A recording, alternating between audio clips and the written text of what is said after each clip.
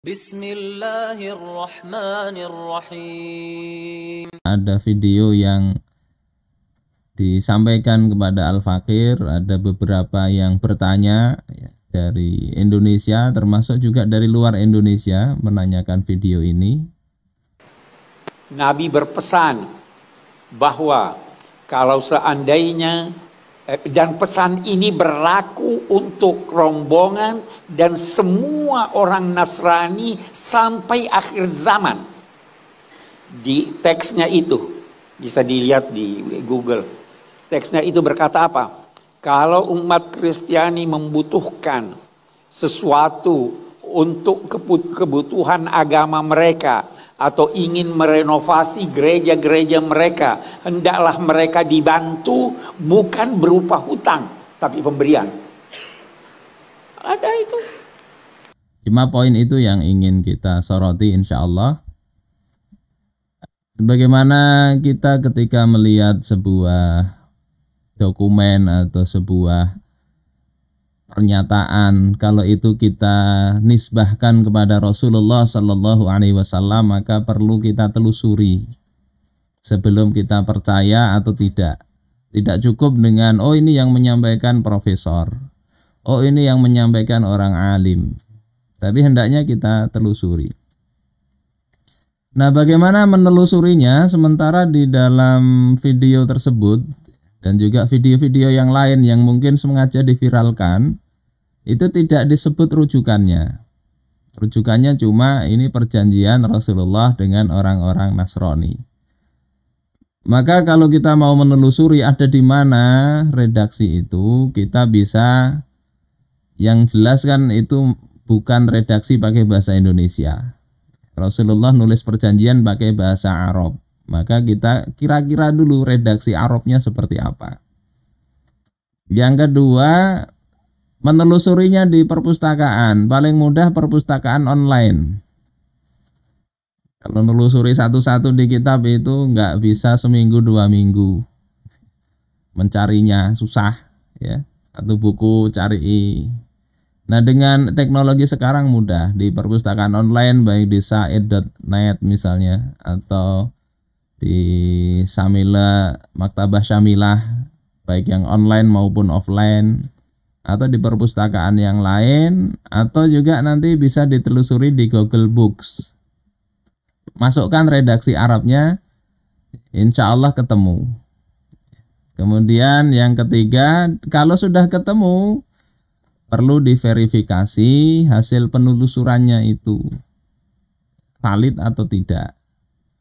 Saudara-saudaraku sekalian rahimakumullah, setelah saya telusuri, ternyata memang ada itu, kalimat itu ada.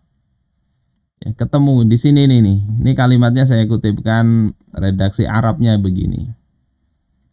Saya terjemahin ya. Walahum inihtaju fi marammati bi'ihim.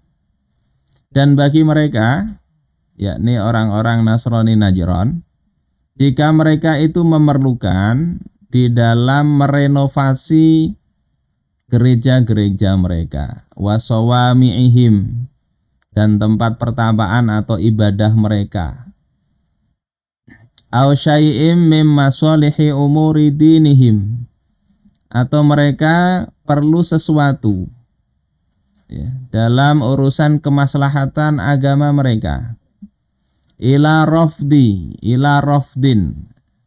mereka perlu bantuan, ay musa'adah, sama ya, perlu bantuan minal muslimin, dari kaum muslimin, wa taqwiyatin lahum, dan sokongan untuk mereka, ala marammatiha, dalam hal merenovasi tempat ibadah mereka itu, ayyurfadu ala dzalika wa yu'awanu, hendaklah mereka itu dibantu dan ditolong ya, wala yakunu dzalika dainan, dan itu tidak menjadi hutang bagi mereka, alaihim, atas mereka, bal taqwiyatan lahum ala maslahati dinihim, tetapi itu adalah sokongan atas atau untuk kemaslahatan agama mereka ya.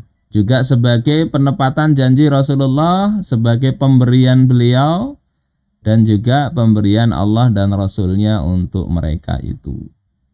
Jadi kalau kita cari, ada ya, kalimat ini ada di dalam naskah perjanjian antara Rasulullah dengan Nasrani Najran. Saya temukan di kitab ini, Uhudun Nabi Muhammad sallallahu alaihi wasallam li Masihiyil Alam. Tulisan ini Dr. John Andre Morrow. Ya, awalnya bukan bahasa Arab, diarabkan ini. Ini masih hidup orang penulisnya. Kemudian merasa kurang saya, akhirnya saya cari juga di literatur yang lain. Ketemu di sini. Kalimatur Rasulil A'zam. Kitab ini tulisan Sayyid Hasan bin Mahdi Al-Husaini Asyirazi. Ini adalah seorang pemuka agama dari kalangan Syiah Irak. Ada di kitab itu. Ketemu di sini, rasa kurang puas juga saya cari di sini. Akhirnya ketemu ini yang dari Sunni. Dr. Muhammad Imarah, anggota Akademi Penelitian Islam Al-Azhar. Studi doktornya di bidang filsafat. Dan saya cari kitab-kitab itu merujuk kemana. Nah, di dalam kitab Al-Islam Wal-Akhar ini di halaman 170 itu ada merujuk ke literaturnya Muhammad Hamidullah. Nah, ini yang literatur rujukannya. Ini merupakan disertasi sebetulnya, ada kitab Majmu'atul Wasa'ik As-Siyasiyah lil Ahdin Nabawi wal Khilafah Ar-Rasyidah. Kumpulan perjanjian-perjanjian politik pada masa Nabi hingga Khilafah Ar-Rasyidah. Ini kitabnya ada di internet, tinggal di download, di Maktabah Syamilah juga ada. Jadi rujukan dari kitab-kitab sebelumnya itu ke sini sepertinya. Tulisan Profesor Dr. Muhammad Hamidullah. Ini seorang ahli hukum dan juga menguasai di bidang hadis, madhab Syafi'i, Sunni.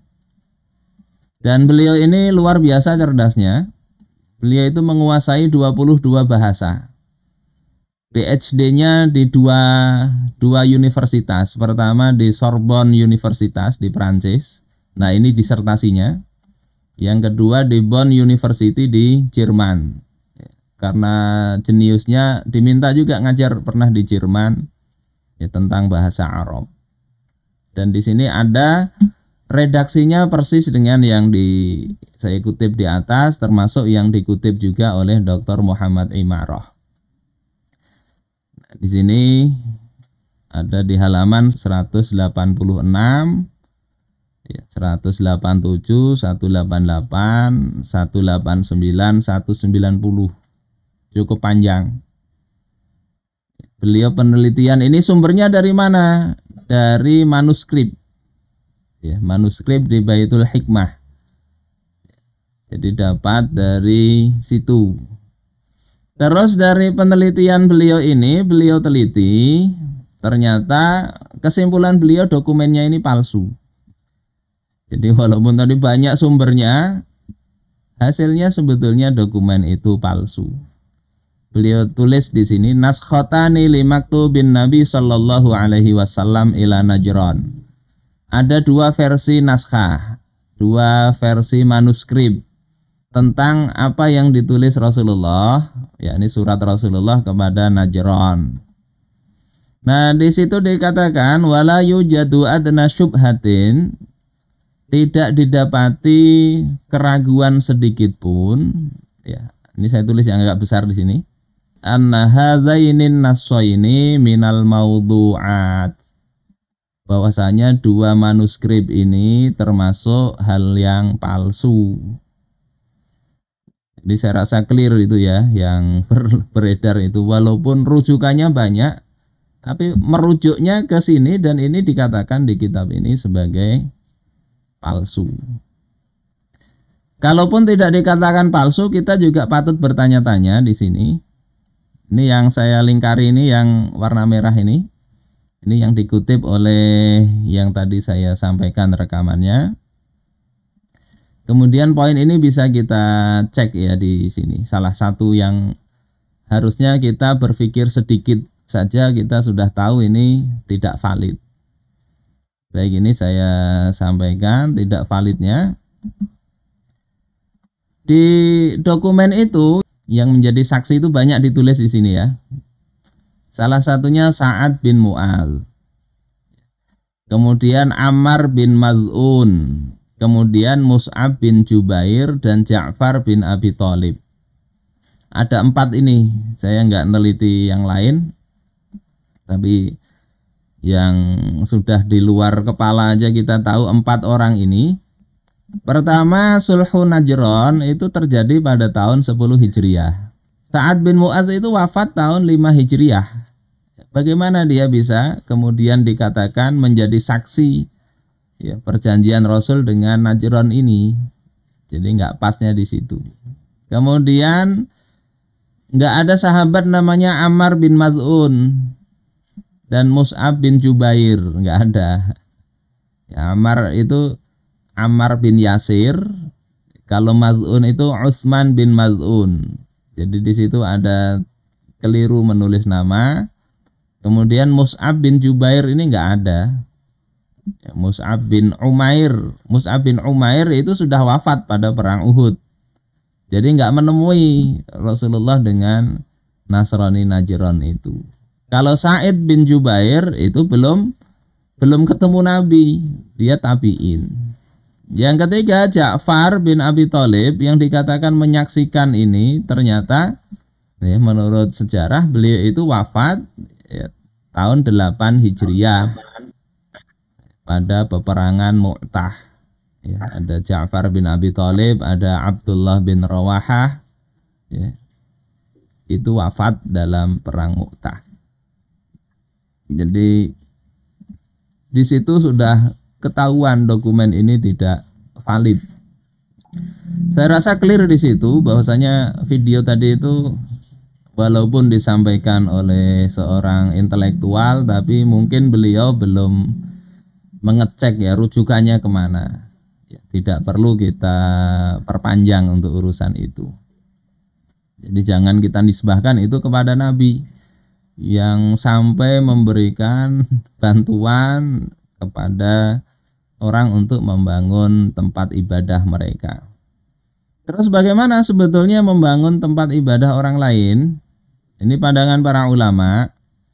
Kalau Muslim membangun gereja atau tempat ibadah yang lain, itu ada 2 kemungkinan. Yang pertama itu adalah membangunnya itu wakaf atau gratisan dia. Bukan utang, bukan diupah, tapi memang sengaja membantu membangun. Maka itu 4 mazhab sepakat haram. Nggak boleh. Itu masuk dalam larangan wala ta'awanu 'alal itsmi wal 'udwan. Jangan bertolong-menolong dalam dosa dan permusuhan. Membangun tempat untuk menyekutukan Allah tidak boleh. Itu nggak ada perbedaan di kalangan para ulama ya 4 mazhab ini. Yang ada perbedaan itu kalau diupah ya, akad ijarah. Ada orang suruh masangkan genteng, tempat ibadah orang lain masangkan kaca dan sebagainya, maka itu menurut 3 mazhab itu nggak boleh. Nggak boleh, ini ada yang mengatakan makruh, ada yang mengatakan haram. Kalau Hanafiyah itu memang membolehkan. Ini ada ikhtilaf memang kalau diupah. Tapi kalau gratisan nggak boleh di situ. Ini misalnya di Hasiyah Asyarwani ya, di dalam kitab Tuhfatul Muhtaj dikatakan ya, qaluhu nahwil kanais ya, perkataan musannif yakni seperti kanais ya, gereja-gereja. Sharihu ma dzukira anna hadza idza sadara min muslimin yakunu ma'siyatan faqat. Jelas sebagaimana yang disebutkan bahwasanya ini yakni membangun tempat ibadah orang lain, kalau itu munculnya dari seorang muslim, maka itu menjadi maksiat saja. Wala yakfuru bih, tidak dikatakan kafir, tidak. Bangun tempat ibadah orang lain ya maksiat. Ini Hasyiah Asy-Syarwani dalam kitab Tuhfatul Muhtaj ya. Tetapi sebagian ulama mengatakan anna imaratal kanisah minal muslim kufrun.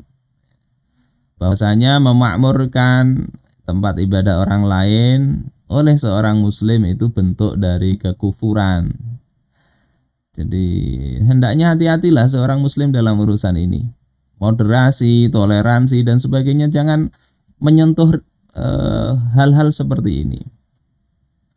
Ini kaitannya dengan wakaf ya, wakaf. Yakni kita ikut membantu tempat ibadah orang lain bukan dalam rangka diupah. Nah, kalau diupah ini di dalam kitab Nihayatul Muhtaj ya. La yasihu istijaru dhimmiyin musliman. Tidak sah seorang dhimmi itu mengupah seorang muslim li bina'i kanisatin, untuk membangun gereja. Li hurmati bina'iha, karena memang membangun itu haram bagi seorang muslim. Wa in aqarra alaih, walaupun dia sepakat tentang hal itu. Jadi kalau diupah itu ada yang mengatakan tetap haram, nanti ada yang di madhab yang lain itu membolehkan, seperti ini dalam riwayat dari Abu Hanifah. Yajuzu li syakhsi inda Abi Hanifah ayyujira nafsahu. Boleh bagi seorang individu menurut Abu Hanifah untuk dia diupah dirinya itu, atau mempekerjakan dirinya, au sayyaratahu, atau menyewakan mobil atau kendaraannya, au dabatahu, atau tunggangannya, bi ajrin, dengan upah, li ta'miri kanisah, untuk membangun atau memakmurkan gereja, au li hamli khamri dhimmiyin, atau untuk membawakan khamr orang kafir dhimmi. La li asriha, tidak untuk memerahkan anggur jadi khamr, tidak. Jadi ini memang ada ulama begitu, mazhab Hanafi. Ini menurut beliau. Sementara dua sahabat, waqala sahibani, dua sahabat, yakni Abu Yusuf dan Muhammad. Ini sahabatnya Abu Hanifah, mazhab Hanafi juga. Dan imam yang ketiga itu mengatakan la yambaghi ya kullu tilkal ijarat. Tidak selayaknya semua upah mengupah seperti itu. Wahia makruhah, dan itu dibenci. Li'annaha i'anah 'alal maksiyah, karena itu bentuk dari pertolongan terhadap kemaksiatan. Wali'annahu alaihi salatu wassalam la'ana fil khamri asyrah, dan karena Rasulullah Shallallahu Alaihi Wasallam itu melaknat terkait khamr itu ada 10 hal ya, dan salah satunya itu adalah yang membawanya. Di dalam Al-Fiqh Al-Islami wa Adillatuh. Jadi kalau diupah memang ada perbedaan pendapat ya. Ada yang mengatakan haram, ada yang membolehkan. Nah, kalau yang seperti diungkap tadi itu jelas itu dokumennya palsu ya. Karena di situ malah bukan utang, tapi itu bantuan. Bukan berarti ulama 4 mazhab ini yang radikal, tidak. Tapi ya semata-mata karena dokumen tadi dokumen yang tidak benar. Saudara-saudaraku sekalian rahimakumullah. Sebaliknya bagaimana kalau non-muslim membangun masjid? Ini pendapat mazhab Maliki dan Hanafi. Kalau itu sifatnya wakaf, maka tidak sah. Wakafnya non-muslim untuk masjid nggak sah. Tapi menurut Syafi'i dan Hambali itu sah saja.